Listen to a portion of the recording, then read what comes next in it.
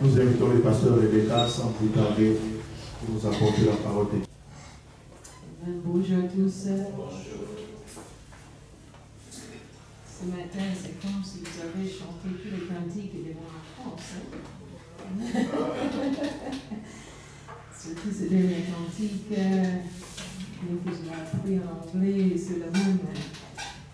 Et c'est vraiment une vraie adoration. Ça m'a fait mon vie pour la vie. Toutes les choses que nous pouvons chercher ici en bas ne sont rien en comparaison à ce que nous avons en lui, en Jésus. Ce matin, sans plus tarder, nous allons ouvrir la parole de Dieu au livre de Matthieu, chapitre 5. Je ne me suis pas rendu compte que je porte le thème du message sur le pan jusque que je suis arrivée ici. Parce qu'on va parler de la lumière. Oh. Je n'ai pas réfléchi quand j'ai mis les habits. Je ne suis pas parmi ces prédicateurs que je prends plus de temps pour arranger les habits que le message. Donc j'ai pris l'habit, je l'ai mis et j'arrive, je dis, mais ça c'est le message. Bon. Matthieu chapitre 5, Alléluia. Verset 14 à 16. Matthieu 5, 14 à 16. Vous êtes la lumière du monde. Une ville située sur une montagne ne peut pas être cachée. Et on n'allume pas non plus une lampe, une bougie si c'est aujourd'hui, pour la mettre sous un seau. Mais on le met où? Sur la table. Sur la table, sur son support, sur un chandelier. Et elle éclaire tous ceux qui sont dans la maison. Que de la même manière, votre lumière brille devant les hommes afin qu'ils voient votre belle manière d'agir et qu'ainsi il célèbre ta gloire. Qu'est-ce qu'il dit? De votre Père Céleste. La gloire de votre Père Céleste. Ce matin, nous voulons parler et donner un petit encouragement aux chrétiens. Briller. Amen. Briller. Amen. Vous savez que Matthieu 5 à 7, pour les étudiants de la Bible, vous savez que Matthieu 5 à 7 contient ce que nous appelons la constitution du royaume. La constitution du royaume du ciel. Parce que les normes, les standards, les lois du royaume du ciel sont tellement différentes que toutes les autres lois. Peu importe les bonnes lois que nous avons sur terre, les normes du ciel sont supérieures. Pourquoi? Parce que ces normes touchent tout que nous sommes, pas seulement ce que nous faisons. Les lois de tous les pays du monde cherchent à contrôler les actions des citoyens, non? Que nous nous comportons bien l'un envers l'autre. Mais les normes du ciel touchent notre être. Parce que notre roi, il n'est pas un président, il n'était pas élu. Notre Dieu est le roi de ce royaume.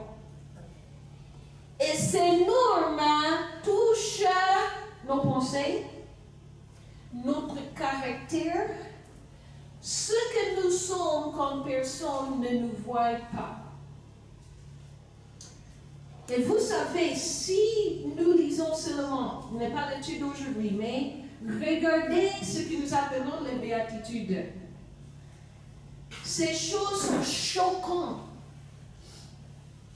Choquantes pour ceux qui ne sont pas du royaume de Dieu. Regarde rapidement ce qu'il dit ici. Il dit, heureux ceux qui pleurent.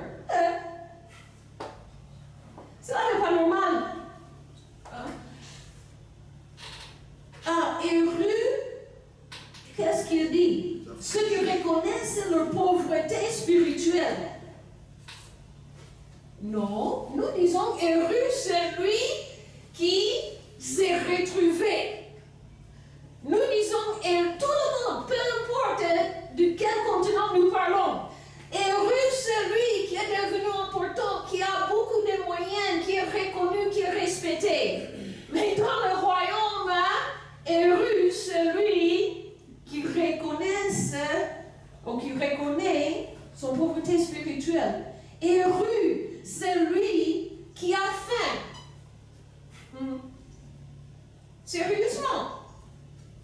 Les normes du royaume sont le contraire de toutes les normes de tous les autres pays du monde. Et voilà pourquoi Jésus maintenant dit, si vous vivez selon ces normes, vous allez choquer tous qui sont autour de vous. Vous allez les choquer. Ça, c'est la signification d'être lumière. C'est comme... J'ai habité dans la ville de New York pendant 9 ans. Et là, il y a trop de comment on appelle, les cucarachas, non? Les petites bêtes qui envahissent les... Les criquets. Non. Les criquets. Pas les criquets. Ceux qui envahissent même les cuisines et tout ça. C'est tout ça. Les rats. Non, pas les rats. Les écureuils. Les cancrelats. Non. Je ne l'ai pas vu ici trop. Mais bon, ici on a les plus grands qui habitent dans l'eau là. Ils sont dans la campagne. Ils ne sont pas africains. Hein? Ils ne sont pas africains? Bon, ici nous avons les rats. Et j'ai une grosse rat comme ça qui aime beaucoup passer rendre visite à ma cuisine de temps en temps.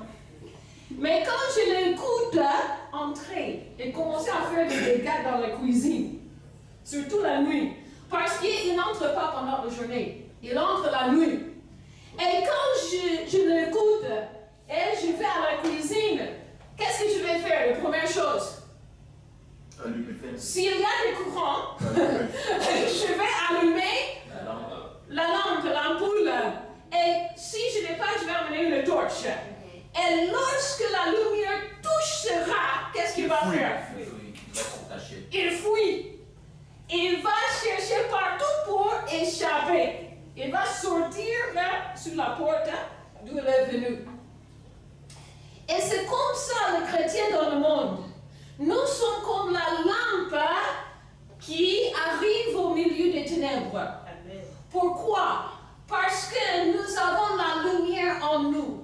Jésus, Jean chapitre 8, s'annonce comme la lumière du monde. Amen.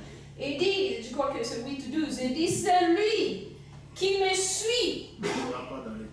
Il aura la lumière en lui. Pourquoi? Parce que Jésus est la lumière. Mais Jésus physiquement n'est plus ici sur terre. Nous sommes maintenant les torches. Si vous voulez dire, elle est comme l'ampoule, mais nous sommes les torches. Nous sommes ceux qui doivent porter cette lumière, ce contraste dans les ténèbres du monde.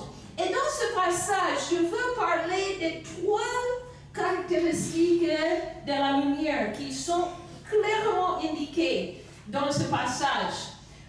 Verset 14, nous sommes toujours Matthieu chapitre 5, dit, vous êtes la lumière du monde, une ville située sur une montagne ne peut pas être cachée, c'est impossible. Donc la première chose que nous remarquons ici, la lumière est auto-évidente. La lumière est auto-évidente, c'est-à-dire, il ne faut pas que la lumière dise « Je suis lumière ». Ce sont les autres qui vont dire la lumière. Nous comprenons ça qui se gagne. Hein? Il n'y a pas de courant. Quand le courant arrive le soir, qu'est-ce qui se passe?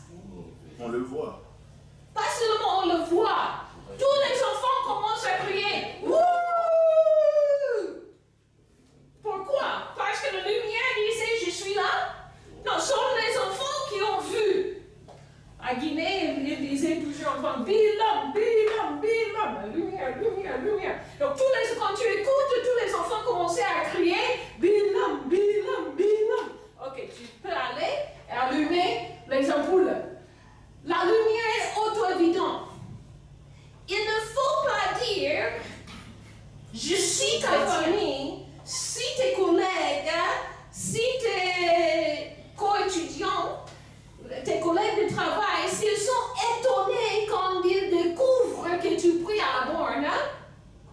il y a un problème. Il y a un problème. Oh, celui-là est chrétien? C'est-à-dire, probablement, il n'est pas chrétien. Parce que la lumière est auto-évidente.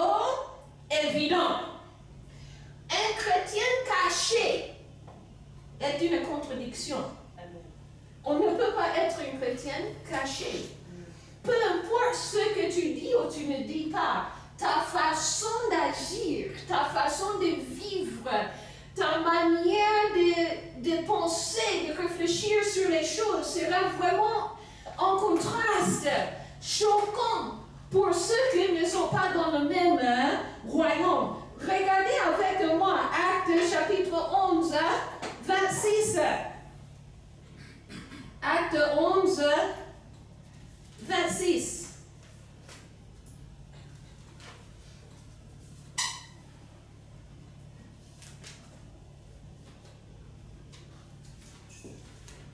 La dernière partie, la dernière phrase de ce verset dit, c'est à Antioche plutôt, que pour la première fois, les disciples furent appelés chrétiens. Les disciples ne se sont pas nommés chrétiens. C'était les autres qui disaient, voilà ce que se comporte comme Christ. La lumière est auto-évidente. La lumière n'autoproclame pas. Ce sont les autres qui disent, wow, voilà la lumière. Acte 17, nous voyons la même chose. Acte 17, c'est maintenant au milieu du voyage de Paul. Et j'aime beaucoup les accusations que s'est terminées contre lui. Les gens, les leaders de la synagogue vont pour chercher Paul et Silas, mais les ayant pas trouvés, ils traînèrent Jason et quelques frères devant le magistrat de la ville en criant quoi? Ces gens qui ont bouleversé le monde sont aussi venus ici. Et le magistrat va dire, mais qu'est-ce qu'ils ont fait? Ils n'ont pas insulté votre mode de vie, ils n'ont rien fait contre la loi. Qu'est-ce qu'ils ont fait? Le problème, c'était qui ils étaient. Et qui ils étaient, c'était des chrétiens, des disciples de Christ. Écoute-moi bien, mes frères, mes sœurs. Si vous n'êtes pas un disciple, c'est-à-dire quelqu'un qui suit Jésus, vous ne pouvez pas être appelé chrétien. On doit être appelé disciple avant d'être appelé chrétien. Nous utilisons chrétien trop légèrement aujourd'hui. Chrétien veut dire simplement, souvent ça veut dire simplement en Afrique, je ne suis pas musulman. C'est tout. Je suis né dans une famille chrétienne. Peut-être ça veut dire j'étais baptisée quand j'étais trop petite. Je n'ai jamais touché le seuil d'une église depuis ce moment-là. Non, non. Être chrétien veut dire d'abord que je suis disciple, que je suis un maître. La deuxième chose, nous voyons dans le verset 15. Verset 15. Rentrons maintenant à Matthieu 5, pardon. Nous ne sommes plus dans le livre d'Actes. Et on n'allume plus une lampe pour la mettre sur un seau. Je pense aujourd'hui, presque nous n'utilisons même pas des bougies. On utilise quoi? La torche. Et surtout les torches du téléphone. Si tu veux utiliser la torche, est-ce que tu vas allumer la torche et après le couvrir avec un mouchoir? Non, c'est là. C'est inutile, non? Pourquoi allumer la torche si tu vas le couvrir avec un mouchoir? Bon, c'est notre équivalent du 21e siècle.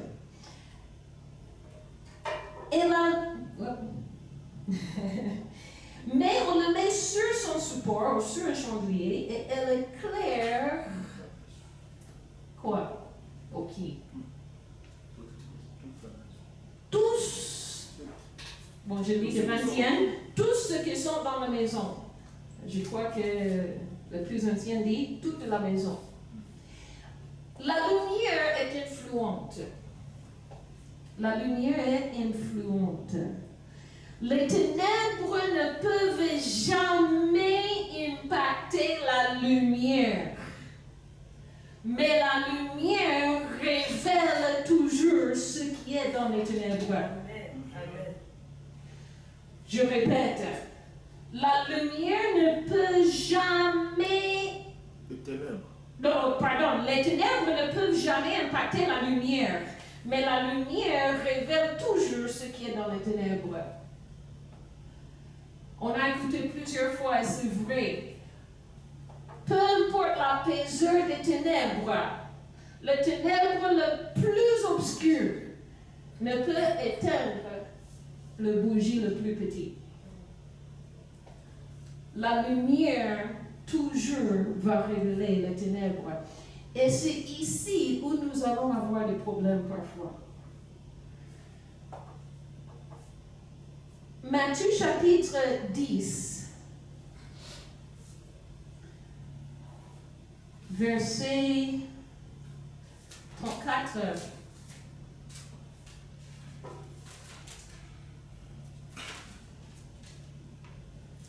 34 à 36. Ne croyez pas que je suis venu apporter la paix sur la terre. C'est Jésus qui parle à ses disciples. Je ne suis pas venu apporter la paix, mais la paix. Car je suis venu mettre la division entre l'homme et son père, entre la fille et sa mère, entre la belle-fille et sa belle-mère. Et l'on aura pour ennemis les membres de sa propre famille. Pourquoi? Parce que quand nous changeons le comportement, nous commençons à vivre selon des normes différentes que tous les autres de la famille. Il y aura des collisions, il y aura des chocs, il y aura des mécompréhensions, parce que la lumière ne peut pas, bon, la lumière peut habiter avec le ténèbre, parce qu'il va chasser le ténèbre, mais le ténèbre ne peut pas rester tranquille, hein, en présence de la lumière. Nous pouvons pardonner et aimer, mais souvent, il y aura les gens qui vont nous regarder et dire, non, toi, tu es trop radical. Hein? Toi, tu es trop... Quel est le problème? Hein? Pourquoi tu ne peux pas aller acheter une petite bière pour le grand-père? Parce que je suis lumière. Je suis lumière. Mes normes sont différentes. La loi que je suis, c'est différent. Je suis d'abord citoyenne du ciel. Avant d'être citoyen de n'importe quel pays ici sur terre, je suis d'abord citoyenne du ciel. Avant d'être membre de n'importe quelle famille ici sur terre, je suis d'abord membre de la famille de Dieu. Bien que je dois respecter mes parents, même si mes parents ne connaissent pas Jésus, bien que je dois respecter les aînés dans la famille, mais j'ai un Père plus grand que mon Père terrestre. J'ai un Père qui m'a créé, qui a formé des plans pour moi depuis la fondation du monde. Et devant qui je dois me rendre compte un jour. Et donc c'est devant ce Père que je vis. Et parfois ça va créer des conflits. Mais au même moment que ça va créer des conflits, ça aussi va laisser des traces d'influence. Je vous assure, les mêmes gens qui vous critiquent sont en train de te regarder. Et si tu tombes, ils seront les premiers qui vont pleurer. Ils ne veulent pas que tu tombes. Ils veulent que tu sois différent. Bien qu'avec le bouche, ils vont dire, ah, c'est petit. Hein? Mais il te voit. Et je le vis dans ma propre famille. J'ai un petit frère de 2 ans, mon cadet, qui a pris tout un autre chemin que moi, qui m'a critiqué beaucoup quand nous étions plus jeunes. Ah, tu es trop radical, tu es trop radical, tu es trop radical. Hein? Maintenant, elle est en train de dire à ses enfants, Tante Becky. Parce que la lumière laisse des traces. La lumière laisse une influence. La lumière va changer l'atmosphère, l'ambiance dans la maison, dans la salle de classe. Je ne sais pas combien de fois que je l'ai expérimenté. J'espère que vous l'avez expérimenté. Si vous êtes de lumière, vous aussi, vous l'avez expérimenté. Tu entres dans une salle de réunion, dans une pièce quelconque, et la conversation s'était. Pourquoi? On ne peut pas parler de ces choses quand elle est présente. Ah? Il n'aime pas qu'on raconte cette sorte d'histoire. Justement, parce que la lumière a chassé les ténèbres. Amen. Tu passes par le route, il y a quelqu'un assis dans le bar là, quelqu'un de l'église peut-être, sur le trottoir, avec sa bière. Il te voit approcher, pasteur, qu'est-ce qu'il fait? Il va cacher. Le bière, il va mettre sous. Hein? Pourquoi? Parce que la lumière impacte les ténèbres. La lumière convainc les ténèbres. La lumière, quand nous sommes dans les ténèbres, vous savez, nos yeux s'habituent. Et après, même quand il n'y a pas de courant et le soleil est en train de coucher, les yeux s'habituent. Mais lorsque la lumière arrive, waouh, on ne peut plus voir dans les ténèbres. Jésus a expliqué ça dans le livre des Jean. Le livre des Jean, chapitre 3, verset 19 à 21.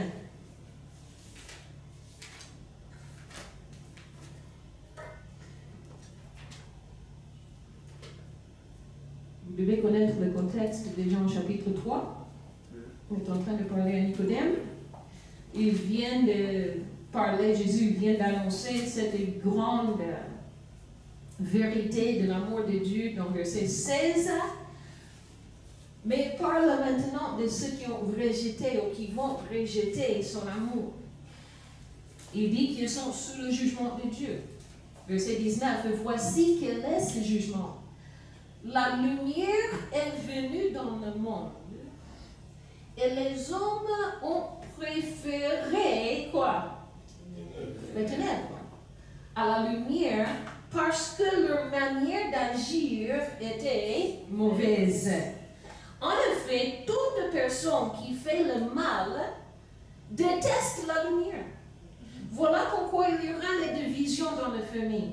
Voilà pourquoi peut-être dans la salle de classe, tous vont te regarder mal parce que tu refuses de faire la tricherie, ou on appelle tricherie, on appelle quoi? Collaboration. Tu ne veux pas collaborer avec, donc tu es méchant. Ils préfèrent les ténèbres à la lumière. Et c'est plus facile parfois de parler mal de la lumière que de se soumettre à la lumière. Et elle, toute personne, elle ne vient pas à la lumière pour éviter que ses actes soient dévoilés. Quand tu commences à marcher dans la lumière comme tu dois et vivre la vie chrétienne, je ne parle pas de parler trop. Je ne parle pas qu'on condamne les autres toujours avec les bouches. Tu vas à l'enfer, tu vas à l'enfer. Ils ne font même pas le dire. Je me rappelle, j'ai eu 17 ans. J'ai commencé à travailler dans un bureau j'étais le seul chrétien. Et il y avait une personne particulièrement qui vraiment me parlait mal. Il m'a évité. Il n'avait rien à voir avec moi. Même quand je lui ai salué, il faisait comme ça. Et ça n'est pas normal. Et j'ai parlé avec une femme, hein, et j'ai dit, mais qu'est-ce que j'ai fait à telle personne? Je ne sais pas. Est-ce que j'ai dit quelque chose ou quoi? Et elle m'a dit, c'est seulement ta présence qui le rend mal à l'aise. Parce qu'il sait que tu n'approuves pas sa manière de vivre. Je n'avais rien dit. Je n'avais rien fait un commentaire sur sa manière de vivre. Elle était vraiment païenne des païens des païens. Avec P majuscule. Avec P majuscule, oui, exact. Peut-être avec P-A-I-E-N majuscule. Mais seulement être dans la même pièce avec moi lui dérangeait. Et je suis rentrée et j'ai dit, ok, merci Seigneur. Mais touche son cœur. Mais merci qu'il voie la différence. Moi, j'étais la petite dans le bureau, donc bien sûr, je ne disais presque rien. Mais il ne fallait pas, il ne faut pas que la lumière parle. Il faut seulement que la lumière soit. Et quand la lumière est présente, les ténèbres translatent. Et ceux qui sont dans les ténèbres seront mal à l'aise. Et soit ils vont fuir, ou soit ils vont agenouiller devant Dieu, la lumière. Et c'est ça le troisième. Bon, je termine ici, verset 21. Mais celui qui agit conformément à la vérité vient à la lumière afin qu'il soit évident que ce qu'il a fait, il a fait en Dieu. Lorsque nous sommes confrontés avec la lumière de Christ à travers notre personne, et nous aussi, nous devenons cette lumière, les gens qui vont venir en contact avec nous. La troisième chose, le troisième impact de la lumière, nous voyons dans le verset 16, Matthieu 5, encore, Matthieu 5, verset 16. Que de la même manière, votre lumière brille devant les hommes, afin qu'ils voient votre belle manière d'agir, et qu'ainsi ils célèbrent la gloire de votre Père céleste. La lumière est glorifiante. Pas pour nous, mais la lumière glorifie Dieu. Quand nous vivons selon les normes du royaume, quand nous nous comportons comme la vraie lumière, quand nous portons la lumière de Jésus plutôt, Dieu est glorifié. 1 Pierre chapitre 2 l'explique davantage. Allons-y là-bas. 1 Pierre 2 et verset 11.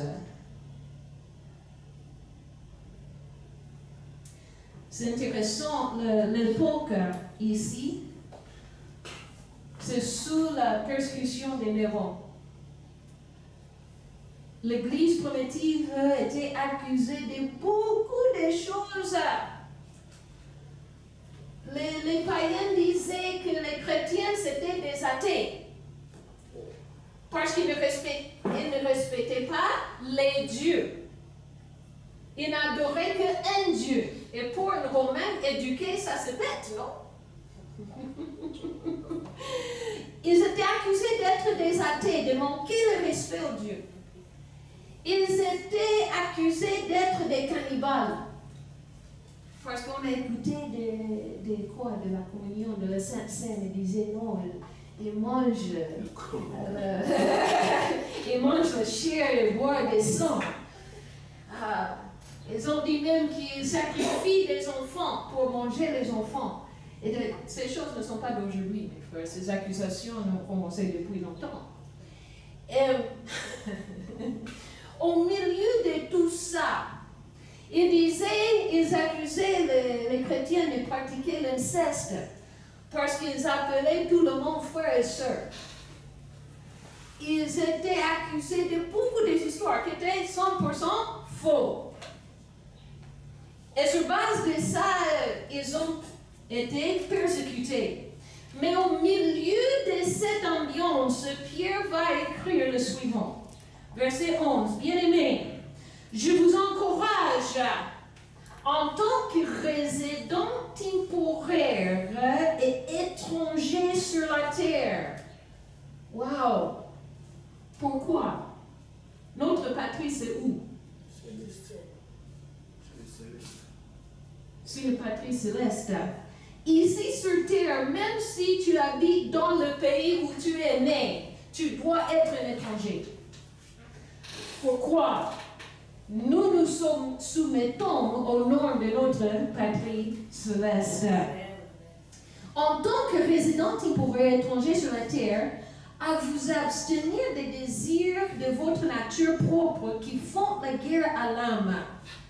Avec une bonne conduite d'église. Non. Qu'est-ce qu'il dit? Dans le monde, au dehors. Ah! Au milieu de nos croyants, afin que la même où ils vous calomnient, comme si vous faisiez le mal, parce qu'ils étaient au milieu de toutes ces histoires, non? Ils remarquèrent votre belle manière d'agir et rendre gloire à Dieu le jour où il interviendra. Lorsque Dieu va venir, lorsqu'il va toucher leur cœur, vous savez, mes frères, la raison pour laquelle beaucoup de gens qui ne connaissent pas Jésus, la raison pour laquelle ils ne veulent pas venir à Jésus, c'est à cause des comportements des soi-disant chrétiens. J'ai eu une femme qui me disait un jour, elle a grandi dans une église, dans une maison plus ou moins chrétienne. Plus ou moins chrétienne, et j'avais commencé à travailler avec elle, aussi avec sa fille, c'est comme ça que j'étais connectée. Sa fille avait des difficultés d'apprendre le lire. Et j'ai commencé à travailler avec la fille pour l'enseigner à lire. Mais ça a ouvert la porte que je pouvais entamer aussi une relation avec la maman, bien sûr. Et elle me posait trop de questions, parce qu'elle avait abandonné l'église complètement quand elle était une adolescente. Et un jour, il me disait, Rebecca, si tous les chrétiens étaient comme toi, je serais encore un chrétien. Merci, mais que Dieu nous aide. Parce que ça, notre comportement, si nous sommes assez obscurs comme ce que se disent être dans le ténèbre, nous allons amener quelle lumière? Si nous nous comportons comme tout ce qui nous entoure, pourquoi venir à Jésus? Quelle est la différence, effectivement? Mais toi, tu parles comme nous. Tu vis comme nous. Tu as les mêmes manières d'agir que nous. Donc, dites-moi, pourquoi dois-je venir et accepter ton Jésus? Il va faire quoi? Mais quand le monde va voir, il y a une différence là. Il y a une différence là. J'ai eu quelqu'un qui me disait, avec qui j'avais passé beaucoup de temps, quand j'ai quitté, il me disait,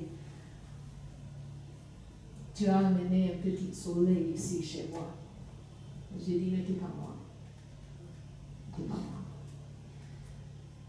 Nous sommes la lumière. Et je vous pose la question ce matin. Quel est l'état de ta lampe? Quel est l'état de ta lampe?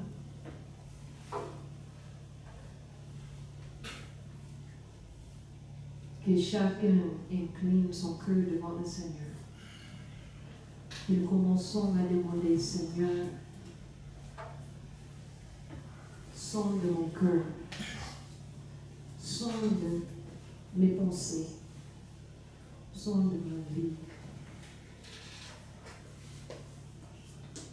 Seigneur, purifie-moi pour que ma lumière puisse éclater au plutôt que ta lumière puisse éclater à travers les moi. Pour que le monde te voie et pour que ton nom soit glorifié. Que ma vie donne que ma vie démentit tous les mensonges qui ont dit par rapport aux chrétiens. Que ma vie démontre que ceux qui appartiennent à Jésus sont vraiment différents. Seigneur, au nom de Jésus, nous venons à toi. Et nous demandons, Seigneur,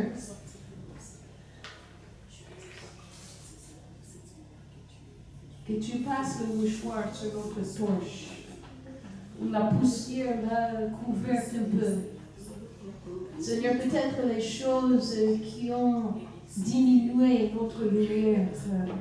Je te prie, Seigneur, que tu nous montres, Seigneur, que tu nous donnes le courage, parce qu'il n'est pas facile.